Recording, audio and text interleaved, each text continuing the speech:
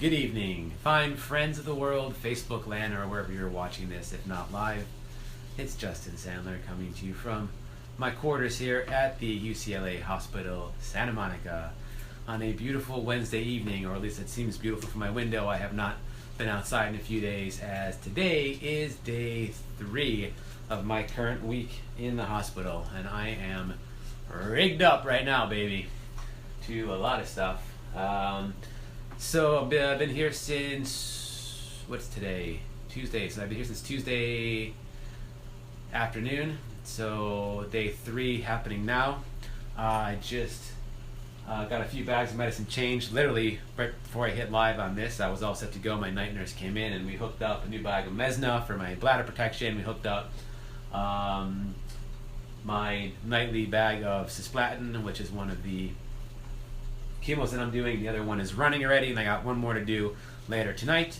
And we keep rocking and rolling. I am scheduled to be here till basically Monday morning at this point in time, till everything's said and done. Excuse me. Drinking some of my favorite clean-based BCAAs by the company we endorse. This is Clean Machine BCAAs. Helps me through athletics and through cancer, apparently. If you're interested in this stuff or any of their products, I actually have a 20% off code. I can share that with you guys. Let me know. Awesome vegan supplements. Great people too. So my first 2 days, just to recap before I get to the really good stuff in this video, and it's going to be good. My first morning yesterday, I woke up vomiting my brains out around 5 a.m. First time that's happened since starting this whole chemo, but we realized that we were one anti-nausea medicine off, and we fixed that and everything got corrected, but I had to go through a bit of a rite of passage in my morning ritual yesterday at 3 times at 5:45. I threw up 4 times. Then we got some more medicine in me, and I was able to eat, and I was fine for the rest of the day. Today, feeling pretty good.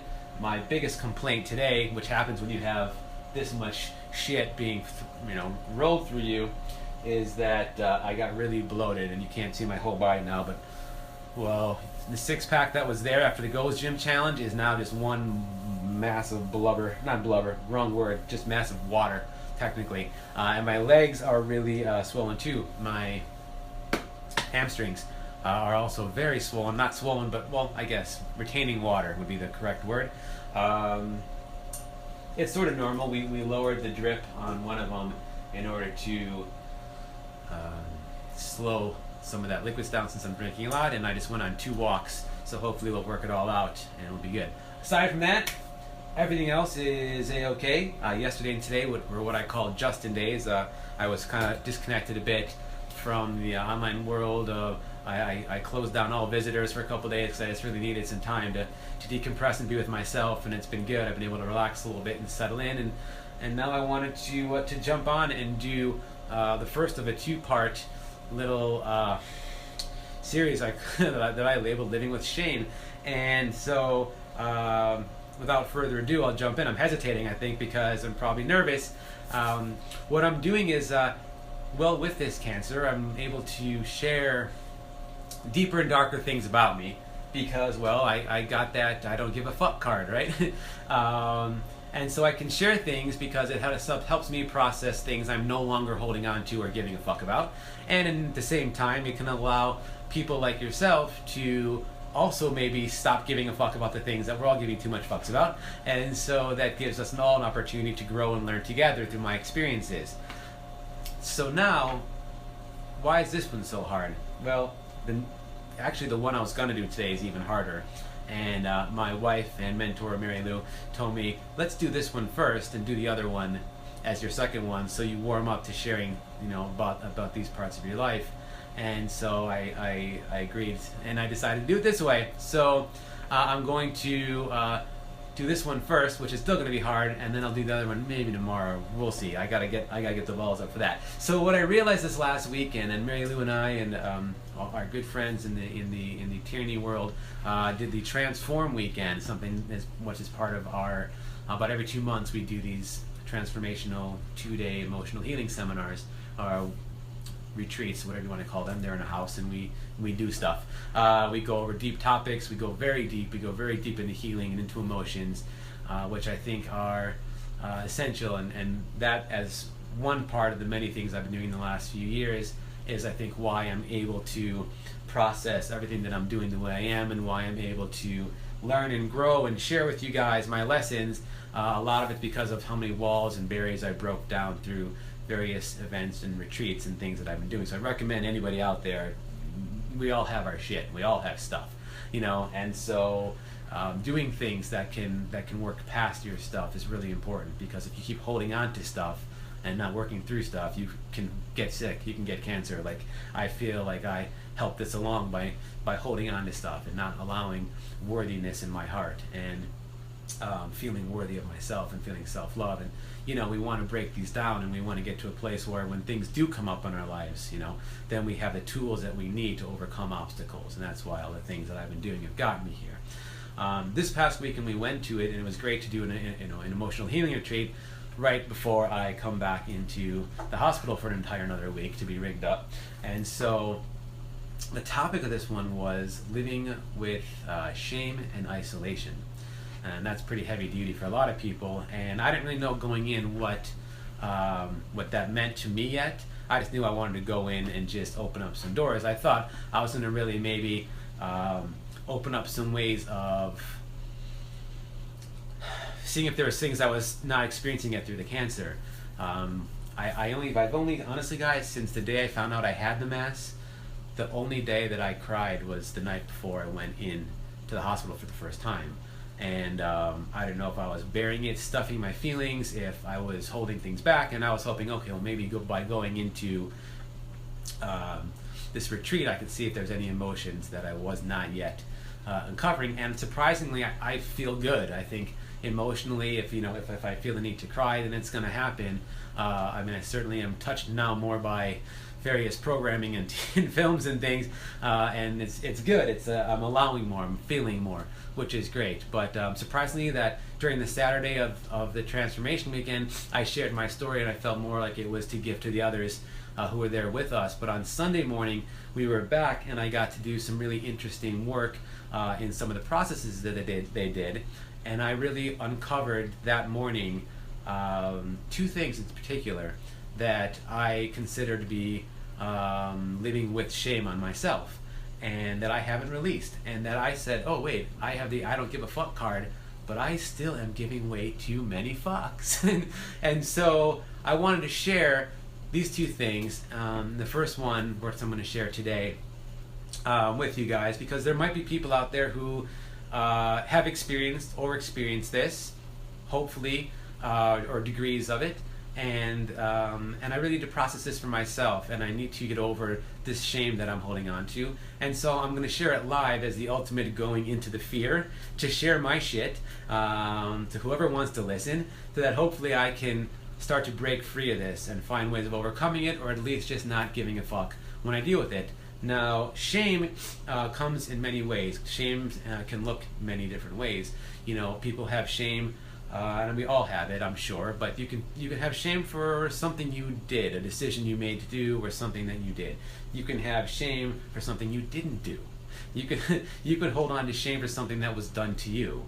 You can hold shame for things that have happened to you that you can't even control, or things that are part of your body, or things that are just, because everybody's different, and we might experience something physically outward that we hold so much shame onto that when people view us or see us doing a certain thing or looking a certain way, we feel shame. And those areas for me is where the problem is what other people think and judge and say. And the judgment is really my own. And if someone does judge, that their problem, really. They don't give a fuck, right? But why am I still giving a fuck? So let me go to this particular story without hesitating any further, and share with you something. Well, it's a couple things tied in one. It's all related, but this is something that I started experiencing as a youth, and I felt like every time it happens, I have shame, and I didn't really know what it was. And I'm probably not 100% sure, but there was a diagnosis finally. So when I was a kid, I for some reason, and it's probably, I don't know, I I had a few issues. I had to go to special ed for a little bit to learn how to cut right because I couldn't figure that out, and I had to see a speech therapist, through several years because I wasn't talking right. My F's and my teeth were all messed up, So I was already having a hard time, and as I told in previous video, I was a little behind emotionally and maturity wise for my class, and I started developing tics.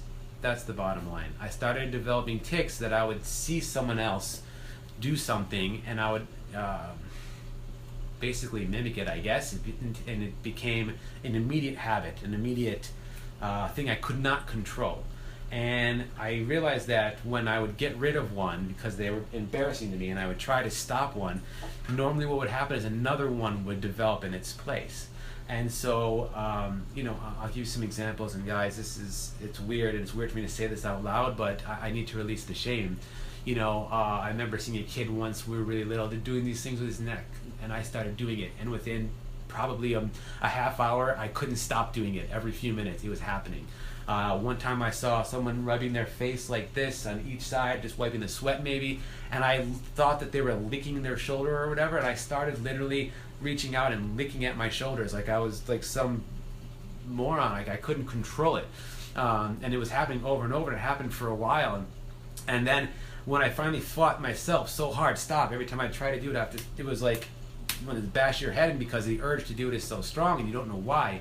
I ended up developing head squeezing or eye blinking. I once had a lunch lady in grade school who used to blink her eyes a lot, and that was the one that stuck with me the most. And if you're my friends, you know me in person, you've probably seen me do this. And if you see me in video too, sometimes you might notice my eyes flicker or blink tightly. It's almost like I feel like I have spasms that happen in my face or my eyes. And every time I do it, I recoil, and I hope no one saw me. And if it happens on video, and every time I'll see it, I literally feel it in my chest, like, oh my god, people just saw me blink. I look like some kind of, excuse me the word, but it's just how I feel, retarded person, like I can't control how I act or what I do or what I show it.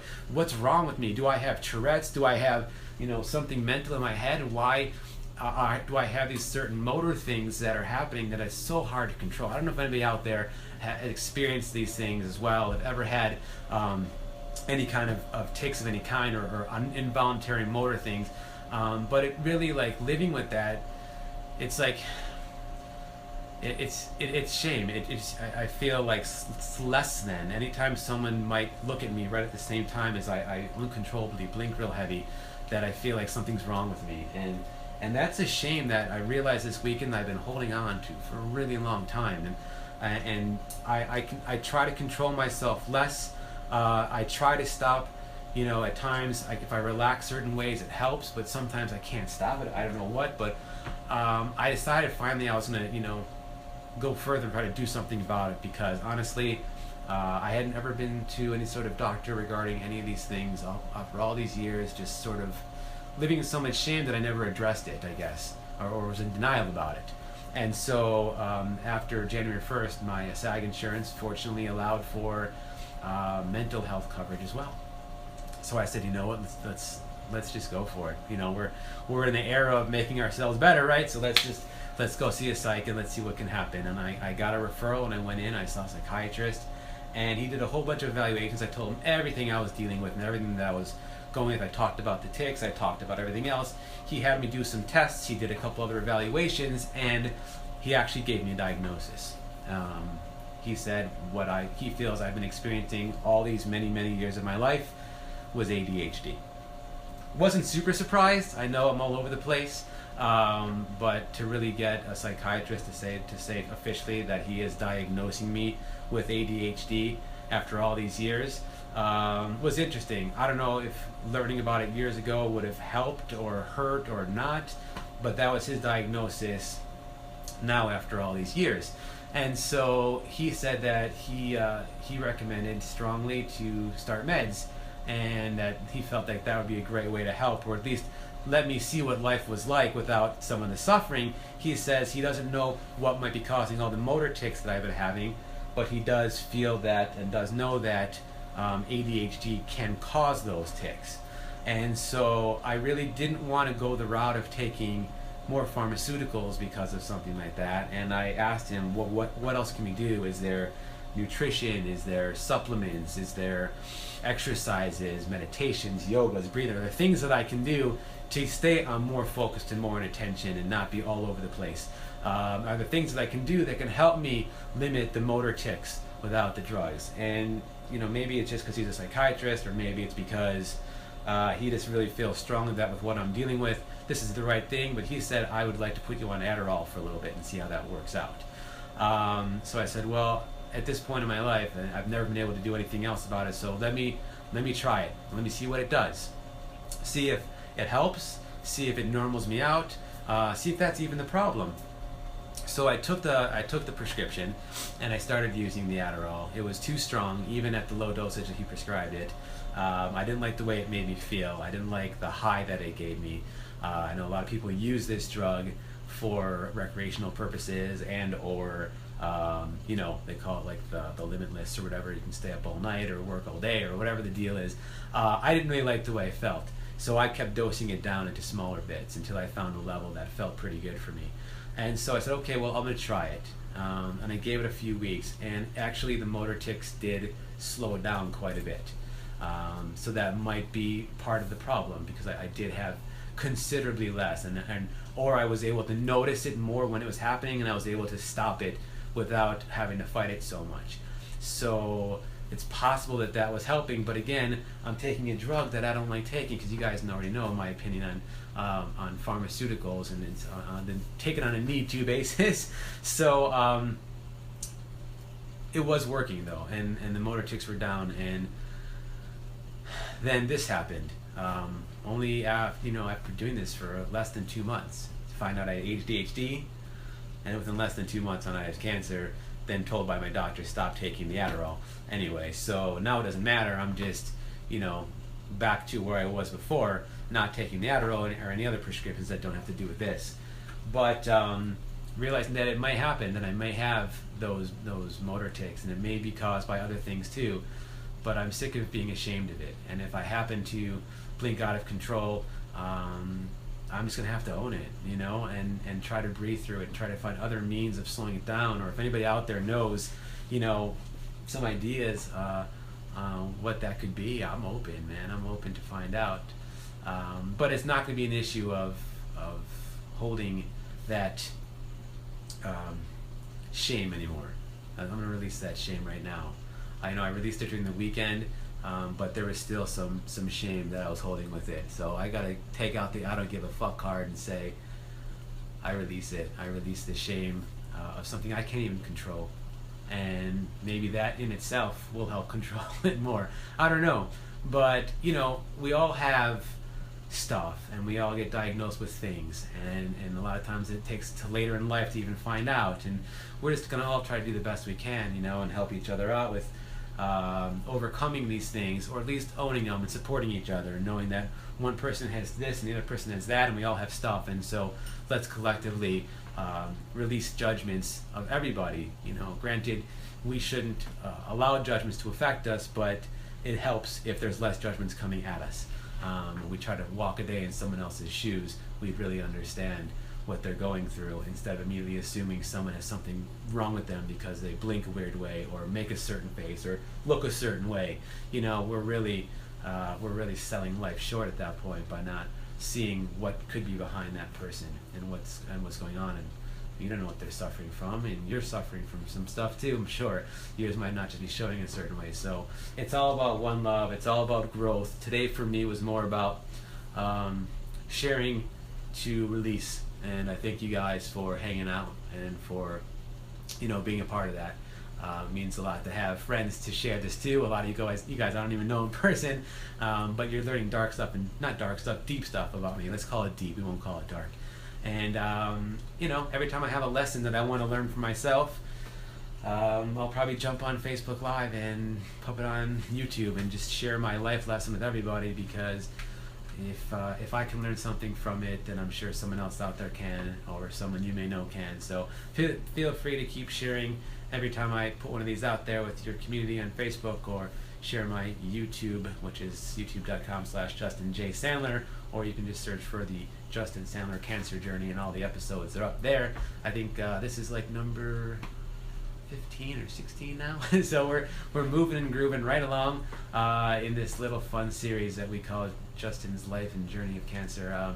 Love you guys. If you want to hang out and help out, especially after I get out of here next week, the meal train link's in the descriptor. Please sign up, and look forward to coming back again maybe tomorrow to share part 2 of my Living with Shame series, which I'm scared as holy fuck about.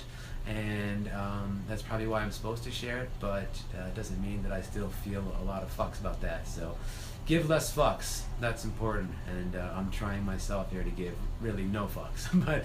but giving less and less fucks every day is my biggest advice to y'all. Live, love, learn, and prosper. You guys have a beautiful night. Thanks for staying up with me. I will talk to you guys again soon. Love ya.